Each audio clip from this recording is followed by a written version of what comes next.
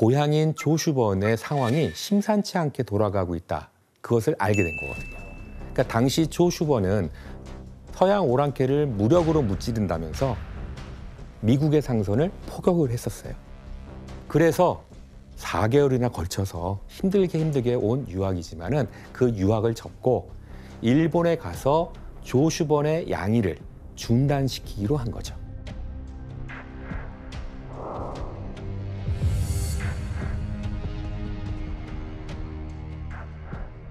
(1864년 7월) 이또와 그의 친구가 영국에서 요코하마로 돌아왔을 때 상황은 더욱더 심각해져 있었습니다. 영국의 주도하에 미국과 프랑스, 네덜란드 4개국이 연합해서 조슈번을 공격한다는 협의가 진행 중이었거든요. 그런데 이또는 6개월간의 런던 생활에서 이미 일상생활의 회화가 어느 정도 좀 능숙할 정도로 영어를 깨우치고 왔기 때문에 와, 6개월 만에. 그렇죠.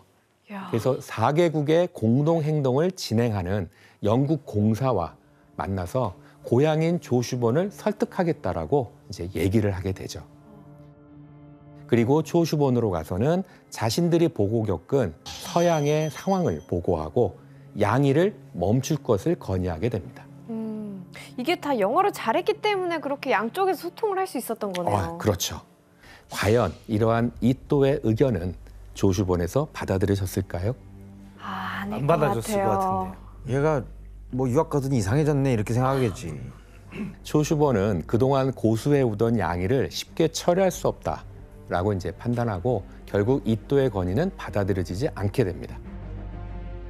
그래서 이 4개국의 연합함대 17척은 해병대를 상륙시켜서 구식 무기로 무장한 조슈번의 군을 격파하고 포대를 점령하게 돼요. 상대가 안 되죠. 그런데 이 일을 계기로 이또는 출세길이 열리는 절호의 기회를 잡게 되는데요. 그 영어 실력을 발휘할 때가 온 건가요? 맞습니다. 야. 당시 4개국은 군 체류 비용과 배상금을 조슈번에게 부담시켜야 된다라고 하는 주장을 했었는데요. 이또는 이때 한 가지 묘안을 생각하게 됩니다. 모르겠는데. 바로 배상금을 조슈번이 아니라 막부에게 돌리는 거였어요. 적의 관계였던 막부에게. 예. 이또는 조슈번은 막부의 명을 따랐을 뿐이니까 배상금은 조슈번이 아니라 막부가 내야 된다라고 제안을 한 거죠. 결국 이또의 아이디어에 설득당한 영국 측은 막부에게 배상금을 요구했고 존왕 양이파였던 조슈번은 배상금 300만 달러를 반대파였던 막부가 지불하게 만드는 데 성공하게 돼요. 와, 기발하다. 막부는 와 이거 뭐야 이거. 아니 자기네들은 서양 문물을 받는 사람들인데 심지어. 예. 그러니 얼마나 조슈번의 입장에서 봤을 때에는 이또가 고마웠겠어요. 그러네요. 해결사네요. 그렇죠. 이 사건으로 이또의 영어 실력과 절묘한 외교술은 조슈번에서도 크게 인정받게 되는 거죠. 그 협상할 때 특히 그 영국 그 통역관이 되게 중요한 역할을 했죠. 근데 이토 히로부미가 그걸 알고 일부러 친하게 지내려고 막 노력을 했어요. 그래서 서양식 뭐 식사 대접도 하고 직접 안내해서 쇼핑도 데리고 가고 그래서 친하게 지냈으니까 이제 설득하는 거였죠. 로비를 잘했네 뭐. 그러네요. 예, 막부는 조슈번과 세력 다툼을 하는 것도 골치였는데 이렇게 전쟁 배상금까지 대신 물어야 되는 그런 상황이 이제 만들어지니까 결국 분노가 폭발하게 되는 거죠. 전쟁이 벌어질지 모르는 일촉즉발의 상황에서 조슈번은 전쟁의 판도를 바꿀 묘안을 생각하게 되는데 그 묘안이 대체 무엇이었을까요? 서양 세력을 일부 끌어들였나요? 그보다는 바로 서양식 무기를 확보하는 거예요. 근데 하지만 막부에서는 반막부파가 무기를 수입하는 걸 금지하고 있었기 때문에 조슈번에서는 총을 구하기가 힘들었어요.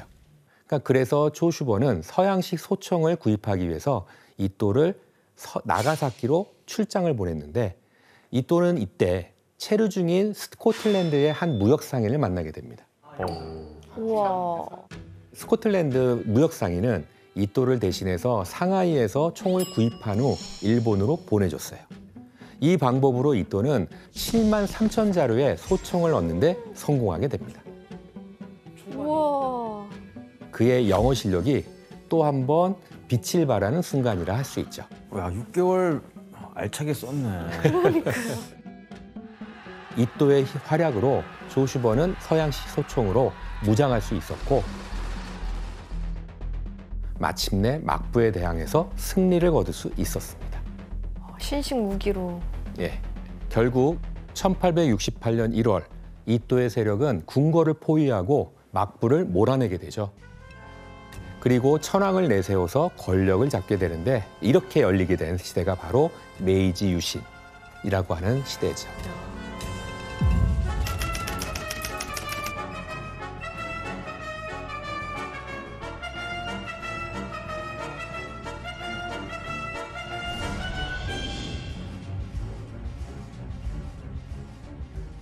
신정부가 열린 이후 영어 실력을 인정받은 이또는 서양과 무역을 하기 위해 개방한 항구가 있는 효고현의 지사에 임명되게 돼요. 그의 나이 불과 28살. 28살에 지금으로 치면은 시장의 자리에 오른 거죠. 무사 신분 중에서도 가장 높은 지위가 된 겁니다. 교수님, 근데 그 메이지 유신 시대는 서양 문물을 더 적극적으로 받아들이는 시대였잖아요. 그러면 이 이토 히로부미의 영어 실력은 앞으로 더 쓸모가 많았겠네요? 그렇겠죠. 당시 신정부가 가장 먼저 해결해야 할 주요한 과업은 미국하고 불평등하게 맺었던 미일 수호 통상조약을 개정하는 일이었습니다. 그래서 신정부는 미국의 사절단을 파견하기로 했는데요. 그 사절단이 바로 이아쿠라 사절단이라는 단체예요. 이 사절단에 이또가 부단장으로 파견되는데요. 그는 첫 방문지 샌프란시스코에서 일장기 연설을 통해서 앞으로 일본이 떠오르는 아침 해와 같이 세계 문명 제국으로 나아갈 것이다 라고 미국인들 앞에서 공언을 하게 됩니다. 그의 제국주의적 사상이 드러나는 첫 연설이 아니었을까라고 생각할 수 있는데요. 당시 뉴욕타임즈는 이또를 30세 정도이지만 진보적이고 국내 개혁을 단행하려는 전도 유망한 정치가다라고 높게 평가할 정도였어요. 샌프란시스코 일정을 마친 사절단은 곧바로 워싱턴으로 향하게 됩니다. 그리고 백악관에서 미국 18대 대통령인 율시스 그랜트 대통령을 만나서 과거 미국과 맺은 불평등 조약을 개정하기 위한 예비 협상을 요구하게 돼요. 이 말을 들은 미국의 반응이 어땠을 것 같아요? 아니 이미 조약 맺어놨는데 이걸 왜 뭘 또 해? 밀겠지. 한낱 동양의 작은 나라, 그것도 사실 잘 이렇게 많이 알려지지 않은 그러한 사절단의 요구가 미국에게 바로 이렇게 먹힐 리가 없었죠. 결국 사절단은 조약 협상을 포기하게 됩니다. 그러니까 미국과의 협상이 실패로 끝난 사절단은 일본으로 돌아가지 않았어요. 그 대신에 선진 문물과 사상을 배우기 위해 유럽으로 향했는데 그 첫 번째 방문지는 대영 제국이었습니다. 사절단 일원들은 국회의사당부터 조선소, 무기고까지 시찰을 하는데요. 이때 이또는 유학한 이후 또다시 영국과 일본의 경제적인 격차를 통렬하게 인식하게 되죠. 서국은 국제법을 지키려 하나 대국은 스스로의 이익이 되면 그것을 고집하고 일단 불리하게 되면 군대를 바탕으로 그것을 짓밟는다. 그게 독일 톤이에요? 예, 화가 나 되게 있어야 돼요. 악센트가 강한데요? 좀 당황스럽습니다만, 예. 지금 말씀하신 연설 내용을 들어보니 좀 어때요? 약간 강대국 위주. 그렇죠. 강대국이 되면 뭐 국제법 같은 거 신경 안 써도 된다. 완전한 양육강식, 즉 약한 자는 강한 자의 먹이가 된다는 거죠. 이또는 비스마르크의 연설에서 서구 열강의 실상과 제국주의의 단면을 뼈저리게 느끼게 되는데요. 이는 앞으로 이또의 행보에 큰 영향을 미치게 됩니다. 그런데 급히 귀국하라는 소식이 사절단에게 전해지게 됩니다. 일본 정부에서 큰 논쟁이 일어났기 때문인데요. 어떤 일인지 한번 그림을 볼까요? 그림을 보니 어떤 상황인 것 같아요? 천황한테 누가 대드는데요? 아닌가? 이 그림은 사절단이 일본에 들어온 후 정부 주요 인사들과 사절단이 논쟁을 하는 모습입니다. 아, 그게 바로 한반도를 정벌해서 일본의 국력을 키우자는 의미의 정한론이 됩니다.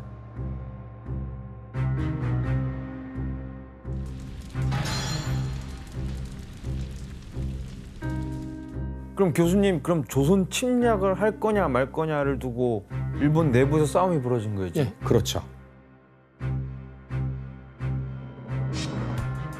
정한론 찬성파들은 조선의 사절을 파견해서 개국 요구에 응하지 않으면 침략을 해야 된다고 주장을 했죠.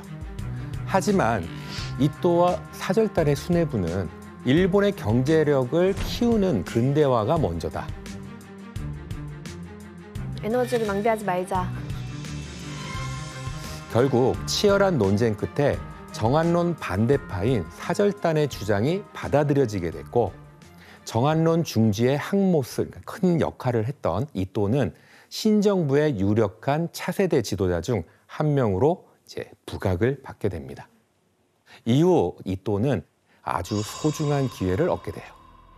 신정부의 핵심 중의 핵심이었던 당시의 내무대신이 피살되면서 38살 이른 나이에 공석이 된 자리를 이또가 이어받게 된 거죠.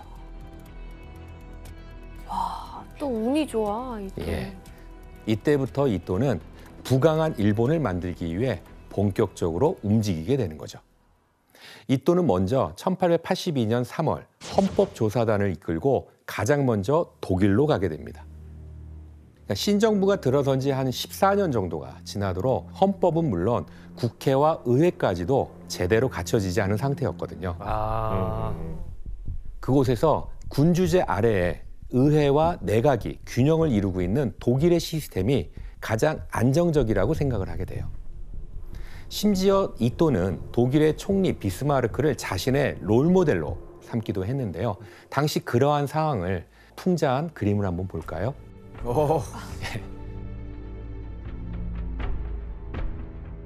비스마르크의 초상을 바라보는 이또의 모습이 어때 보이세요?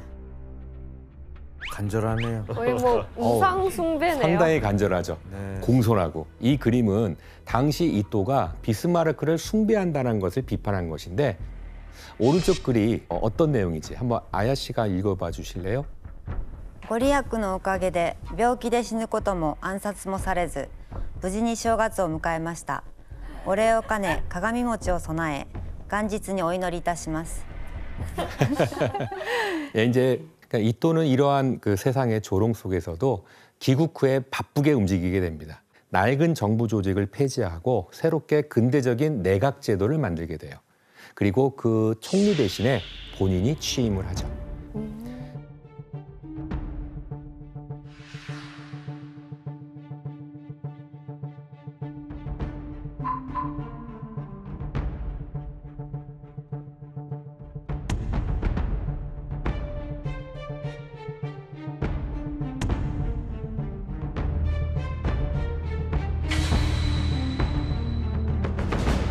불과 45살이라고 하는 젊은 나이에 일본의 실권자인 초대 내각 총리가 된 거죠. 내 나이인데. 그리고 드디어 1889년 2월 대일본 제국 헌법을 발표하게 됩니다.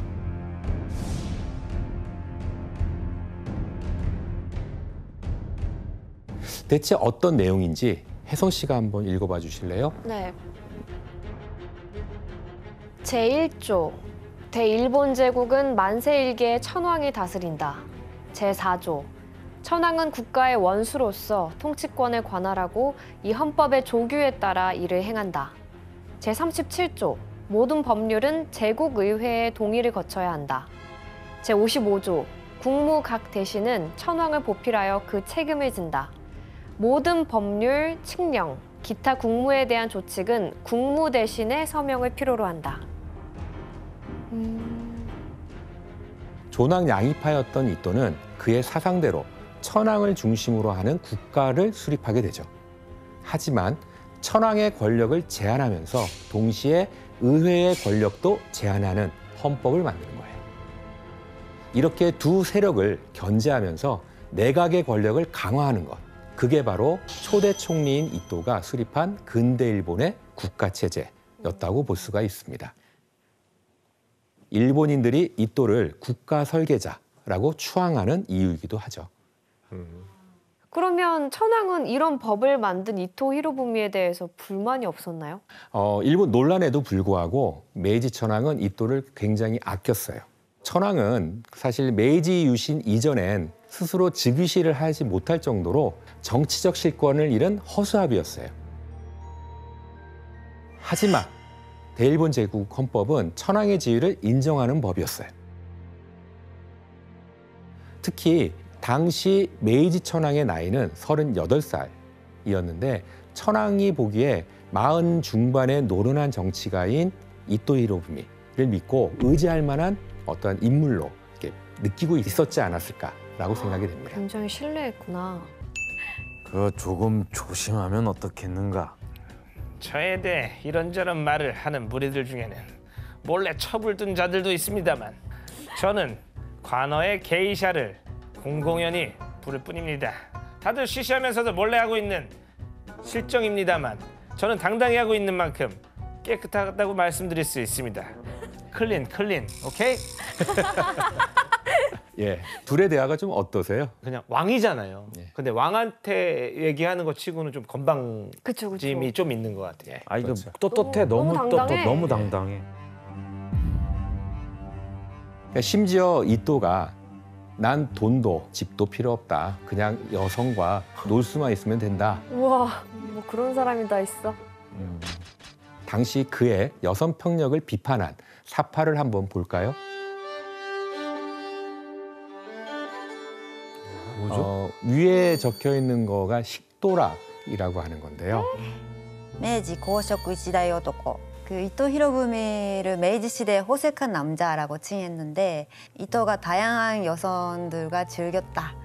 와, 그러니까 이토의 입속에 보시면은 게이샤와 서양 여자 그리고 여승마저도 보이는데요. 저기 진짜 스님도 있어요. 예. 민머리. 예, 이토의 여자 관계가 얼마나 복잡했는지를 좀 암시하고 있죠. 심지어 그는 40도의 고열에도 양쪽에 게이샤 2명을 끼고 앉아 있었다라는 일화는 우와. 상당히 좀 유명한 일화이기도 합니다. 아야 씨, 그 이토 히로부미가 저 정도로 호색한이었다는 게 많이 알려져 있어요? 사실은 영국에 있는 동안 여자가 있는 술집에 드나들었다고 해요. 어떻게 그것부터 알았지? 어떻게 가자마자? 영어도 못하는 사람이. 그래서 거기에 너무 돈을 많이 써서 유학생들 사이에서도 비난받고 그래서 친구였던 이노우에가 그걸 잠재우려고 애를 썼다고 해요. 야,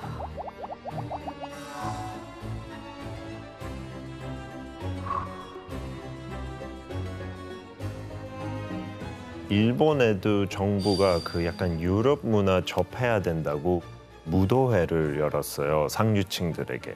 그래서 또 외교관들도 저기 참석하고 이토 히로부미 자기 와이프랑 가서 이렇게 손님을 맞았대요. 근데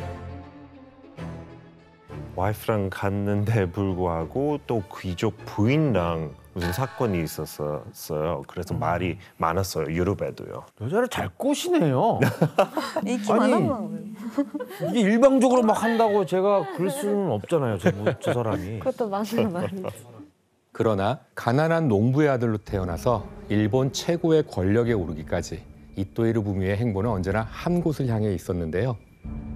일본이 차츰 근대 국가로서 발판을 다지던 1894년 드디어 이토 히로부미는 본격적인 침략의 야욕을 드러내기 시작합니다. 히로시마의 천황 직속의 최고 군사기구인 대본영을 설치하게 됩니다. 본격적으로 대륙을 향한 전쟁 준비에 나서게 되는 건데요. 바로 청나라를 침략할 계획을 짰던 거예요.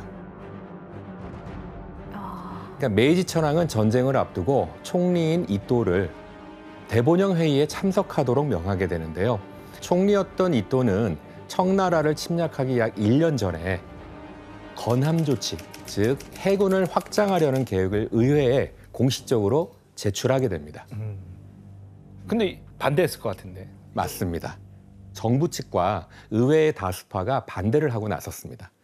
군함을 제작하려면 많은 예산이 필요한데 당시 의회의 다수파는 세금 경감을 강하게 주장하고 있었거든요. 그러니까 이렇게 반대가 이어지자 이또는 건함 건조에 필요한 예산을 확보하기 위해서 한 인물을 찾아가게 됩니다. 누구였을까요? 그럼 천황? 예. 천황 헤이맨 하고 갔겠죠. 예, 바로 메이지 천황입니다. 그러니까 평소 이또를 신뢰했던 천황은 그의 요구대로 해줬고 이로써 이또는 예산을 확보해서 군함을 구축할 수 있게 된 거죠.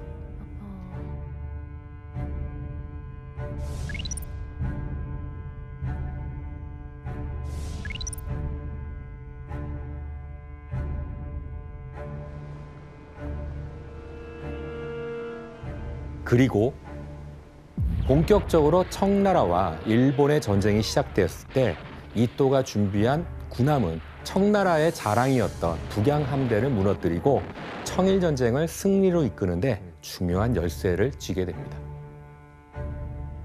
그러니까 전쟁은 막강한 해군력을 소유한 일본의 승리로 끝났지만 청나라의 요청으로 두 나라는 강화 협정을 맺게 되는데요. 일본은 이또가 청나라는 이홍장이 각 나라를 대표해서 회담을 진행하는데 여기에서 이또는 일본에게 유리한 조건을 끌어내게 됩니다. 제1조 청국은 조선국이 완전 무결한 독립자주국임을 확인한다. 제2조 청국은 펑텐성 남부를 포함한 요동반도와 펑우열도 그리고 타이완을 할양한다. 제4조 청국은 배상금으로 2억량을 일본국에 지불할 것을 약정한다. 당시 이 조약을 두고 청나라 대표 이홍장과 일본의 대표 이또가 어떤 대화를 나눴는지 한번 지원 씨와 진호 씨가 한번 읽어보시겠어요? 네. 당초 요구한 배상액 3억량이 감액되었다고 하지만 여전히 너무 많습니다. 일본의 신문에서도 이번 전쟁에 든 비용이 1억량에 미치지 않는다고 전하는 거 다 알고 있어요. 그런데 이 엄청난 배상금도 모자라서 청나라의 강대한 영토까지 가져가겠다는 것은 너무 잔인한 처신 아닙니까? 우선 배상에 대해 말하자면 이미 최대한 줄여준 거예요. 그러니까 우리는 더 이상 단 한 푼도 삭감할 수 없습니다. 만약 이談판이 결렬돼서 다시 전투가 벌어지면 배상액은 아마 이보다 더 늘어나겠죠. 오, 아니 근데 진짜 예, 잘하신다. 이또 히로부미의 목소리에 일관성이 있으세요. 그 사람의 어떠한 사상과 더불어서 목소리도 일관성이 있네요. 예, 이렇게 이또와 이홍장은 조약을 두고 치열한 협상을 이어가게 되는데요. 결국 이또의 고집과 협박으로 일본은 1년 예산의 4배에 달하는 막대한 배상금과 청나라의 영토인 요동반도, 타이완 등을 넘겨받게 됐습니다.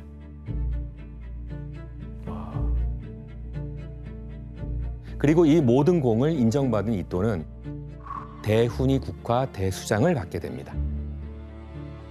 이 훈장은 황족을 제외한 일본인이 받게 되는 것은 이또가 처음이었습니다.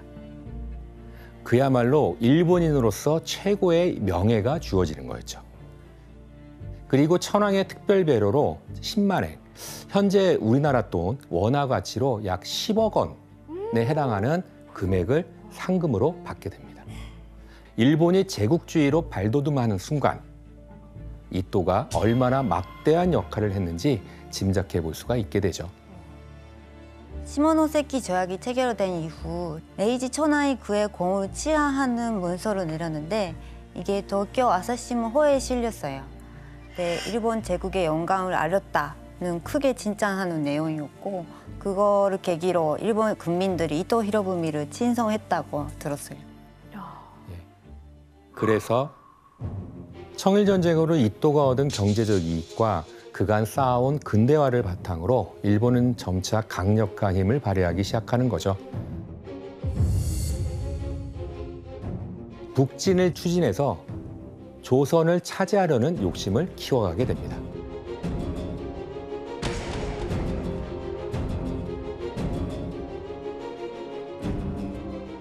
근데 사실 이때 러시아도 한반도로 세력을 넓히면서 조선을 호시탐탐 탐내고 있었죠.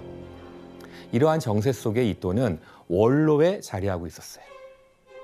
천황이 임명하는 원로는 전쟁이나 조약, 동맹 체결 등에 관해 일본의 중요한 사안을 좌지우지할 수 있는 최종 결정권자였다고 볼 수가 있어요. 그러니까 러시아를 지켜보던 원로 이또는 곧 러시아와의 전쟁이 일어날 수 있다라고 예상을 했습니다. 하지만 일본의 승리를 좀 장담할 수는 없었기 때문에 전쟁 대신에 러시아와의 합의를 통해서 한반도를 차지하겠다라고 하는 생각을 하게 되죠. 그러면 이토 히로부미는 이 러시아와의 전쟁을 막기 위해서 어떤 방법을 썼나요? 영어도 안 하는데 서로. 예, 그는 1901년 11월 러시아의 황제인 니콜라이 2세를 만나서 만주는 러시아가 갖고 대한제국은 일본이 갖자라고 하는 이른바 만한 교환론을 제안을 하죠. 이또의 제안에 러시아의 반응은 어땠을까요? 안 받아들였을 것 같아요. 맞습니다. 러시아는 이미 한반도에서 위치상 우위를 좀 차지하고 있었거든요. 그러니까 러시아와의 협상이 무산된 후 이또는 런던으로 향하게 돼요. 그리고 거기에서 영국 외상을 만나서 영일 동맹에 대한 의견을 나누고 그 분위기를 좀 파악해 봅니다. 근데 이제 순조롭게 회담을 마치고 일본에 돌아온 이또는 뜻하지 않은 상황을 마주하게 되는데요.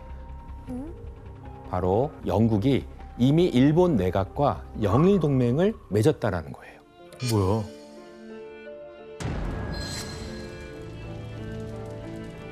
당시 이또는 러시아와의 협상을 포기할 수 없다라는 입장을 취하게 되는데 일본 내각이 반대를 하고 나섰습니다.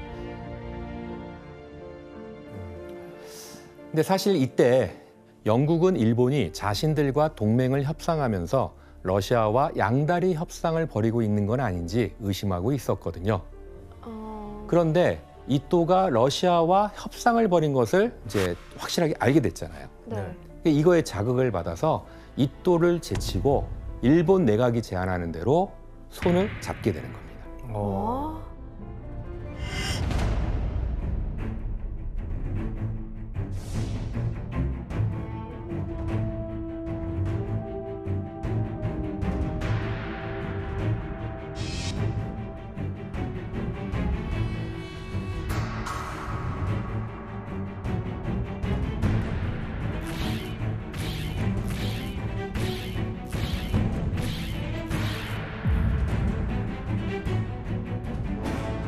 그때 근데 청나라 두고 러시아랑 같이 영국까지 약간 적대 관계였어요.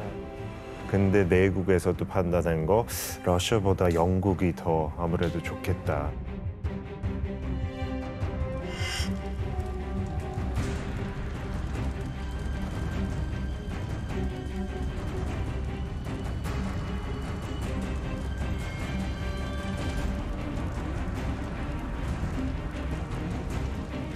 그래서 영국도 서둘러 체결했어요, 빨리.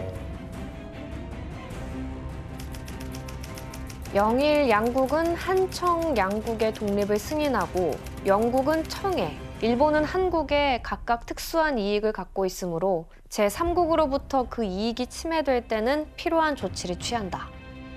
그러니까 조약은 대한제국에 대한 권리가 일본에게 있다라는 것을 영국이 인정한다라는 의미였어요. 그러니까 일본은 영국을 등에 업고 러시아에게 위협적인 존재로 급부상하게 되는 거죠. 그럼 어떻게 보면은 이토 히로부미 입장에서는 자기 자국과 네, 영국한테 약간 통수 맞은 거네요. 그렇죠. 영일 동맹으로 이또는 좀 큰 충격을 받게 돼요. 그러니까 게다가 이 일로 정치적 입지가 좀 크게 흔들리고 있다라는 것까지 좀 느끼게 되는 거죠. 그래서 절대 러시아와의 협상을 포기할 수 없다라고 생각을 합니다. 하지만 러시아는 절대로 한반도를 포기할 수 없다라는 입장을 고수하고 있었고 결국에 대한제국을 차지하려는 일본과 러시아 두 나라의 야욕은 결국 전쟁으로 이어지게 되는 거죠. 1904년 2월 5일 일본 해군이 리순과 인천을 기습하면서 마침내 러일 전쟁이 시작되게 됩니다.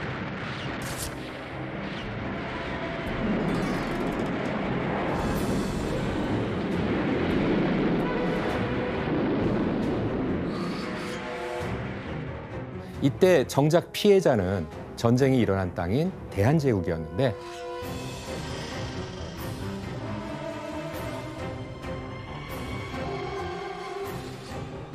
당시 영국에 소개된 만평 하나를 보실까요? 네.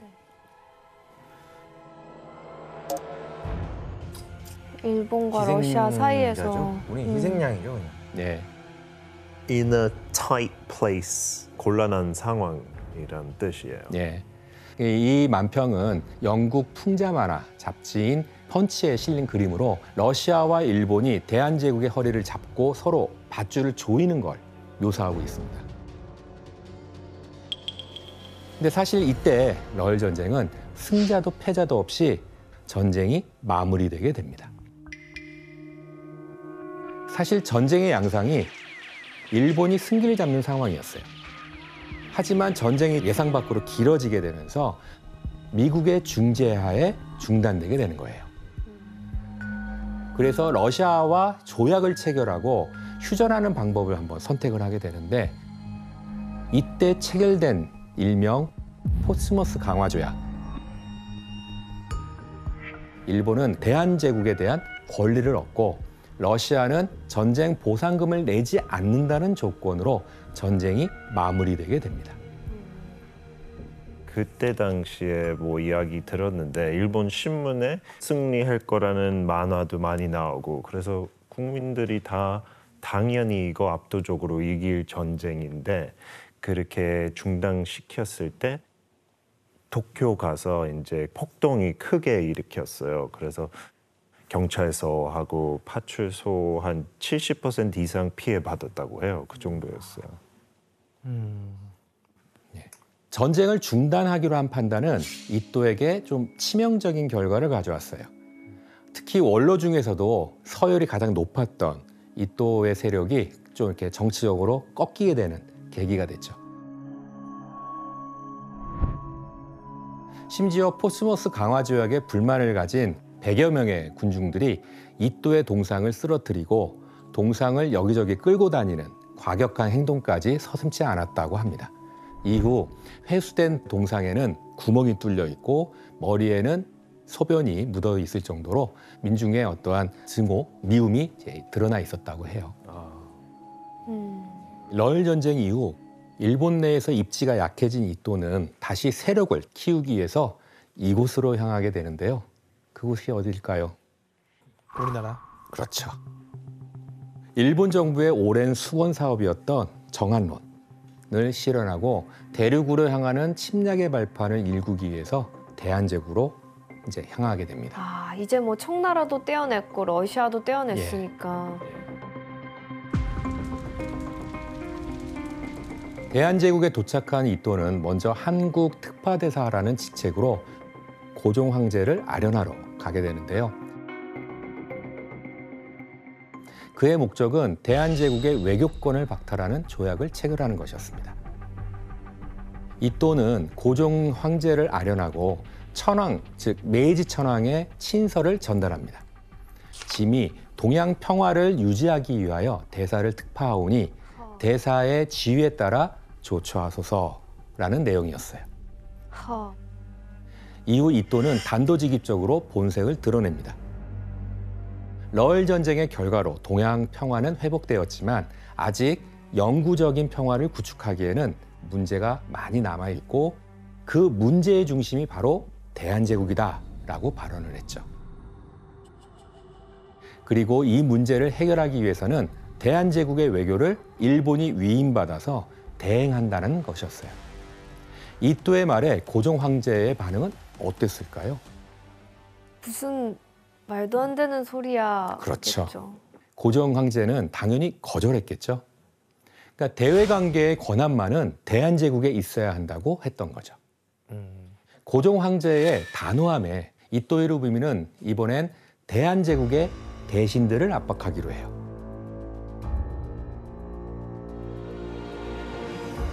대신들의 합의를 얻어서 외교권을 손에 넣으려는 계산이었던 거죠. 이토는 대한제국의 대신들에게 다수결로 결정하자고 말한 뒤 개개인의 의견을 묻기 시작합니다. 이때 이토의 의견에 찬성한 대신들이 있었는데 이게 이제 나라 팔아먹는 것들 아닌가? 그렇죠. 을사오적, 그렇죠. 다들 익숙한 이름이죠. 유한용.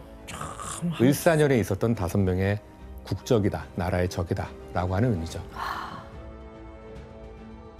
고종 황제는 이토의 제안을 끝까지 받아들이지 않았지만 을사오족의 찬성을 얻은 이토는 조약을 맺었다고 일방적으로 선언을 하게 됩니다. 이게 바로 을사늑약.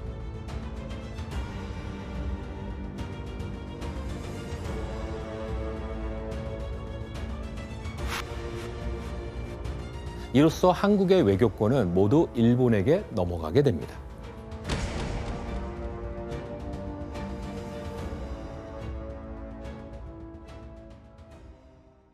그럼 을사늑약에 대한 일본의 반응이 어땠는지 한번 보실까요? 네, 이거는 도쿄폭이라고 하는 풍자 만화 잡지에 실린 시사 만화인데요. 코리아朝鮮産保護庁 우와, 닭장? 예, 그러니까 조롱 속에 갇힌 닭에게 일본인이 모이를 주는 모습이죠. 이 모습은 한국이 일본에게 기속됐다는 을사늑약을 표현한 것입니다. 일본이 자유를 철저하게 억압하면서 관리하고 보호할 것임을 암시하는 것이죠. 닭으로 표현했네 저거는. 예, 잡아놓은 닭이라는 거겠죠. 을사늑약을 체결한 이토는 곧바로 한국 통감직에 취임하게 됩니다.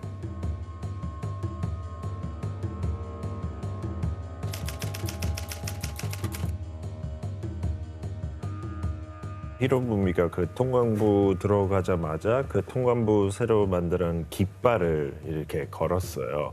근데 보면 딱 제2 일본처럼 그런 느낌 나잖아요. 일본 국기가 코너에 있고.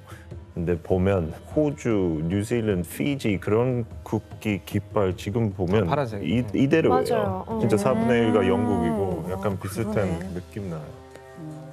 네, 통감이 된 이토는 대한제국에서 절대적인 권력을 이제 휘두르게 됩니다. 그리고 대한제국을 일본식으로 근대화시키는 작업에 착수하게 되죠. 이토는 특히 여성을 비롯해 다수의 사람들이 교육을 직접 받을 수 있게 만들기도 했고요. 농사 개량, 그리고 도로 정책, 배수 등에 투자해서 농업 생산력을 높이려고도 했어요.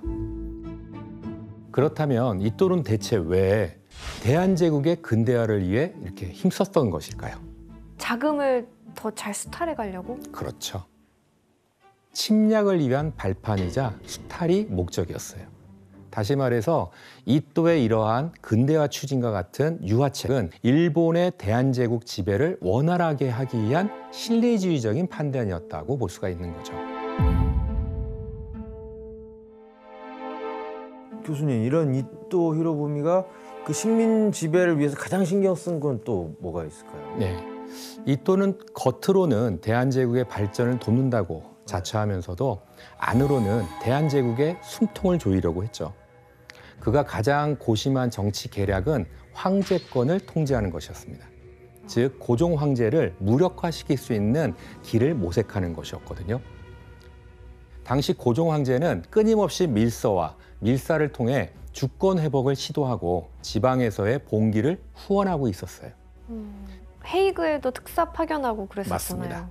바로 1907년 7월 고종 황제가 네덜란드 헤이그에 특사를 보내서 을사늑약의 불법성을 세계에 폭로하고 대한제국의 주권 회복을 서구 열강에게 호소하려고 했었던 거죠. 이 사실을 알게 된 이토는 헤이그 특사 사건을 빌미로 고종을 황제의 자리에서 밀어내고 대한제국을 직접 통치하고자 해요. 결국 이또의 뜻대로 고종은 대한제국 대신들의 손에 의해서 폐위하게 되고요. 고종 황제의 아들 순종이 황제로 즉위하게 되죠. 결국 그는 대한제국의 마지막 황제가 됩니다.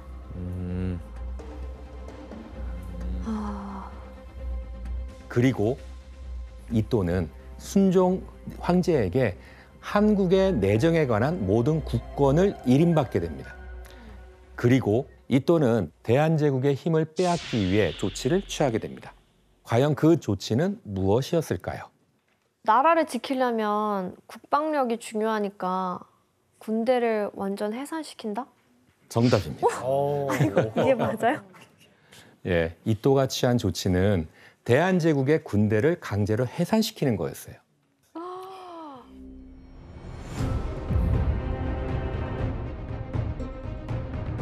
대한제국 대신들을 겁박해서 군대 해산의 동의를 받아낸 이또는 대한제국 병사들을 모두 비무장 상태로 만들어서 훈련원에 모이라 명령을 했는데요.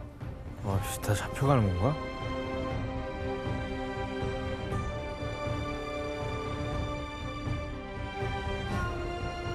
그리고 무장한 일본군이 맨손에 대한제국군을 에워싸고 해산을 일방적으로 통보하게 됐죠.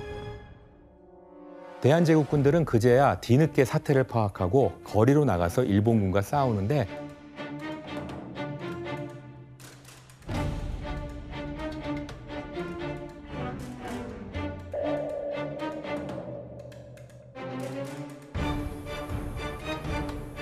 이 전투에서 대한제국 병사들의 시체가 산더미처럼 쌓였다라고 해요.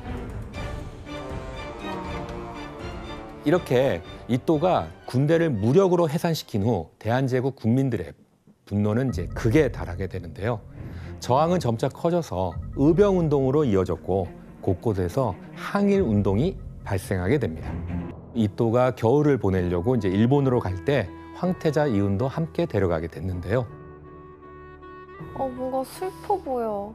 되게 경직돼 보여요. 예, 조금 긴장하고 있는 것이 예. 좀 보이죠? 이또는 황태자 이은의 스승이다라고 하는 거를 이제 자처하면서 일본어와 군사 지식을 직접 가르쳤어요. 그때부터 이은은 일본 황실의 지도 아래 일본식 계몽 교육을 받게 되는데요. 이때 이은의 나이가 11살에 불과했습니다. 4학년. 예, 그럼 그가 일본에서 어떻게 지냈는지 영상을 한번 볼까요? 영상이요?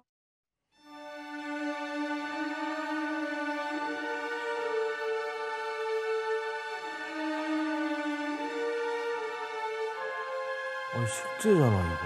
이게 진짜.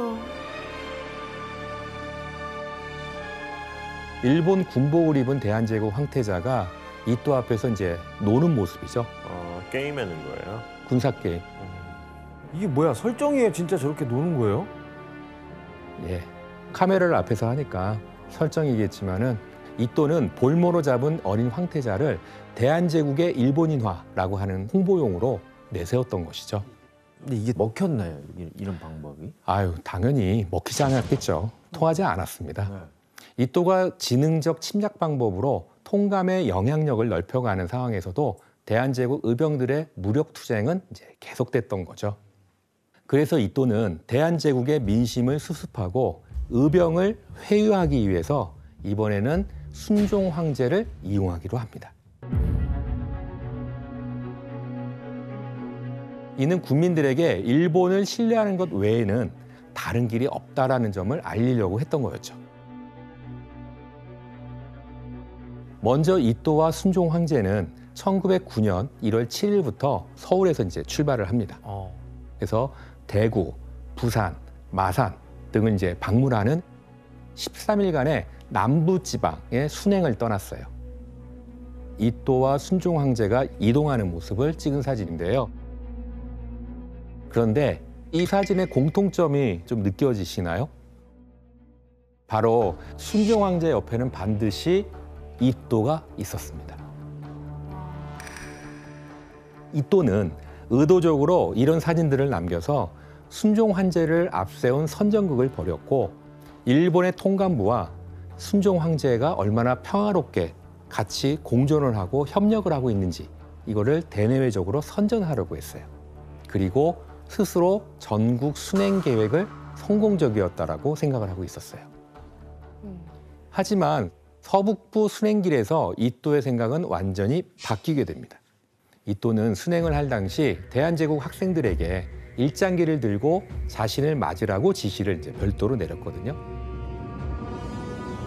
그런데 이또가 이제 자리를 떠나자 일장기를 바닥에 던져버리면서 좀 이렇게 저항하는 표시를 했던 거였죠.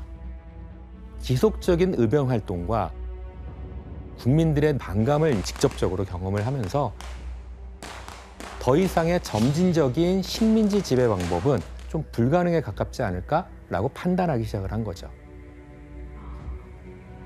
그러던 1909년 4월 30일 이또는 대한제국을 강제 병합하자는 일본 정부가 세운 항일 병합 방침에 찬성을 하게 돼요.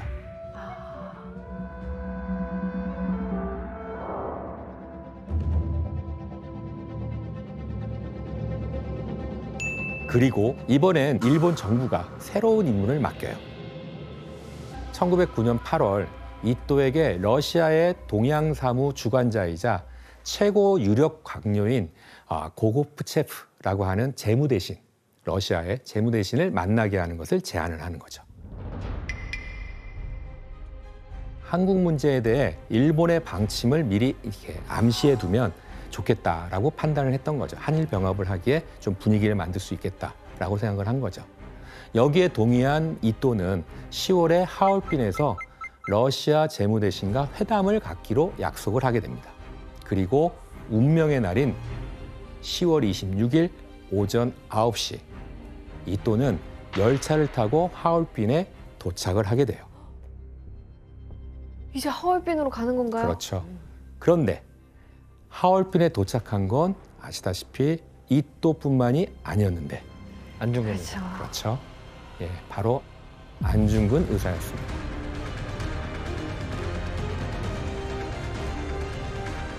안중근 의사와 하얼빈 거사를 계획했던 우덕순 선생님의 그 회고록에서 당시의 상황을 좀 알 수가 있는데요. 8일 저녁에 안중근이 돌아왔습니다. 그 신문을 내주니 이토의 기사를 읽고 나서는 참말 일어나서는 춤을 덩실덩실 추었습니다. 어떻게 하겠는가 하고 내가 물은즉 가야지. 어디로? 하얼빈으로 가야지. 이렇게 아주 간단하게 즉결되고 말았습니다. 이때 안중근 의사는 한치의 망설임도 없이 하얼빈으로 향했다고 합니다. 와.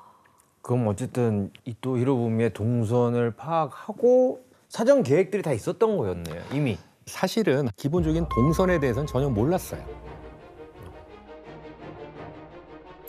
이또는 하얼빈에서 내릴 계획이었지만 당시 안중근 의사는 이또가 하얼빈에서 내릴지 아니면 그 저녁인 체가구역에서 내릴지 조금 이렇게 불분명한 상태였습니다. 알지 못한 상황이었어요. 그래서 의거를 반드시 이루기 위해서 만주 지역을 순방하는 이또가 체가구역에서 내리면은 우덕순 의사가 처단하고 하얼빈역에서 하차하면 안중근 의사가 처단하기로 서로 약속을 했던 거였어요. 그리고 처단한 후에 행동까지 서로 의논을 했었는데요. 다 쏜 다음에는 비겁하게 달아나지 말고 총을 내던지고 그 자리에서 대한만세를 크게 부를 것. 우리들은 서로 아무 관계도 없는 것처럼 꾸밀 것. 또 될 수 있는 대로 생금돼 우리의 정정당당한 이유를 발표하면서 우리나라의 억울한 사정을 여러 외국에 선전할 것. 와 진짜 멋있다. 나라를 생각하는 이들의 결연한 의지가 좀 느껴지시죠?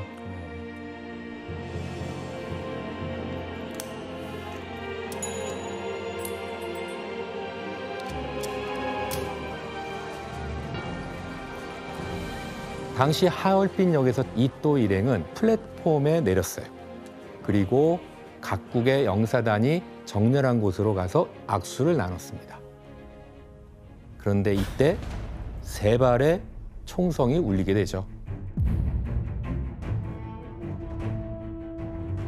군대의 후방에서 갑자기 한 청년이 나타나서 이토에게 총을 3발 쏜게 된 겁니다.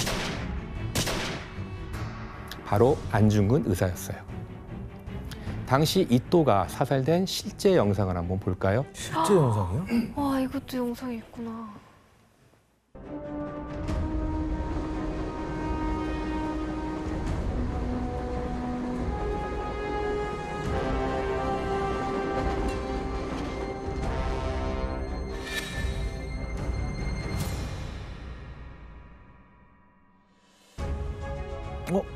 끌려가네. 안중근.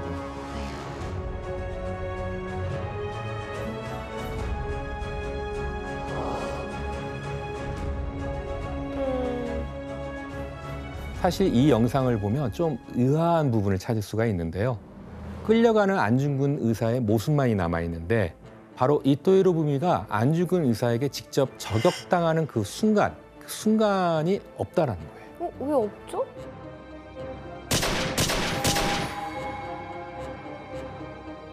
이토 히로부미가 안중근 의사에게 사살당한 그 순간을 촬영한 영상은 왜 없는 걸까요?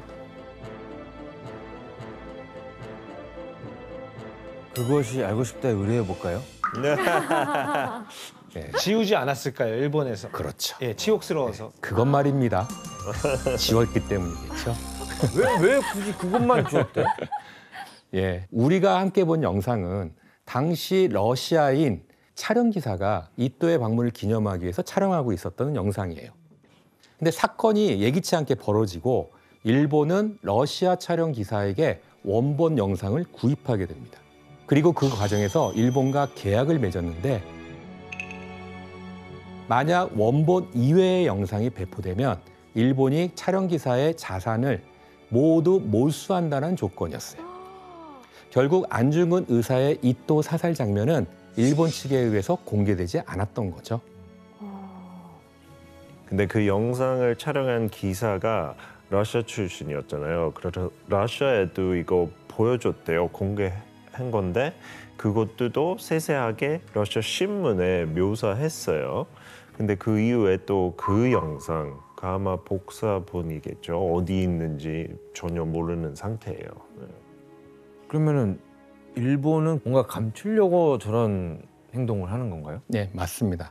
일본은 한국의 저항이 외부에 노출되는 것에 대해서 극도로 좀 우려를 했던 것이라고 생각이 돼요. 그러니까 대외적으로 한국인이 원해서 그리고 수능적으로 통감부를 설치했고 자발적으로 그리고 외부의 눈을 의식해서 모든 과정을 조약이라고 하는 형태를 통해서 이뤄나가고 있었거든요. 그러니까 이토를 한국인이 죽였다는 게 외부에 알려지게 되면 바로 한국인들이 저항하고 있다는 증거가 되잖아요. 그러니까. 네, 그러니까 국제사회 여론을 피하려고 한 그렇죠. 거네요. 그러니까 이토의 사살 장면이 사라진 거는 바로 이런 일본의 속내가 이제 암암리에 존재했다라고 하는 거를 알 수 있는 거라 볼 수 있습니다. 이제 이해가 되네. 네. 근데 심지어 후대에는 안중근 의사의 하얼빈 의거에 관한 음모론까지도 등장하게 돼요. 음모론의 핵심은 안중근이 이토 히로부미를 쏜 게 아니라 제2의 저격수가 있었다라는 것이었죠. 그러니까 대체 왜 이런 말이 나오게 되는 걸까요? 이 음모론은 이토의 수행원 중 한 명이 안중근 의사가 아닌 다른 사람이 총을 쏜 것 같다라고 증언하면서 시작됐어요. 그런데 이 수행원은 당시 이토의 사살 현장에서 좀 멀리 떨어진 상태에서 현장을 제대로 볼 수 없는 상황이었거든요. 그리고 또 이 수행원은 총알을 쏜 곳이 건물 위라고도 이렇게 주장하기도 했는데 먼저 한번 당시에 이토의 부검 소견서를 한번 볼까요? 네. 현재 밝혀진 이토의 부검 소견서를 보면은 총알의 궤도가 수평으로 되어 있습니다. 정면에서. 그렇죠. 위에서 쏜 건 아니네요, 확실히. 예, 그거는 바로 근접한 위치에서 쏴야지만 나오는 모양새가 되는 거죠. 결국 위에서 누군가가 쐈다는 증거도 근거 없는 말이라고 할 수가 있습니다. 이렇게 다양한 음모론이 제기된 이 사살 사건에서 정확한 사실은 뭐 우리가 알고 있듯이 안중근 의사는 의거에 성공했고 이토는 그로 인해서 사망했다라고 하는 것이죠. 이또는 총에 맞은 즉시 둘러싸여 열차 안으로 옮겨졌고 이후 응급처치를 받았지만 폐를 관통한 총알이 치명상이 돼서 오전 10시에 사망하게 됩니다. 그의 죽음은 당시 서양에서도 큰 이슈가 됐는데요. 이또에 대한 기사를 한번 볼까요? 이 기사는 이또가 죽은 후 미국의 뉴욕 타임즈에 실린 그에 대한 평가인데요. Japan mourns for Ito. He was idolized by the masses as the great counselor of the elder statesman, the creator of the cabinet, and the friend of the emperor himself. 예, 이또를 의회의 창시자, 대중들의 우상으로 표현한 뉴욕타임즈의 기사에서 이미 그가 동양의 유력한 정치인으로 이름이 알려져 있었다라고 하는 것을 좀 알 수가 있게 되겠죠. 이후 1909년 11월 4일 일본에서는 이또 히로부미의 국장이 치러지게 되는데요. 이또의 나이는 당시 69세였습니다.